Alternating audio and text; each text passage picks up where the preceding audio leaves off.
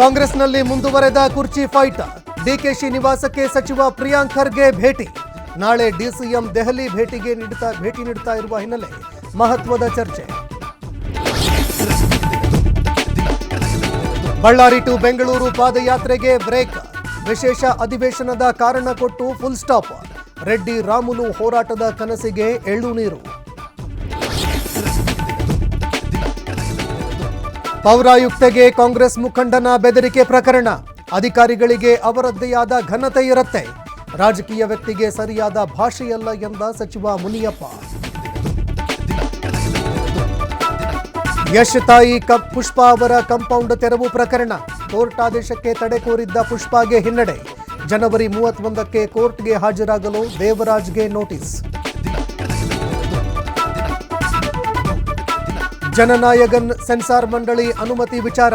ಚಿತ್ರ ನಿರ್ಮಾಪಕರ ಅರ್ಜಿ ವಜಾಗೊಳಿಸಿದ supreme. High court ವಿಭಾಗೀಯ ಪೀಠಕ್ಕೆ ಅರ್ಜಿ ಸೂಚನೆ.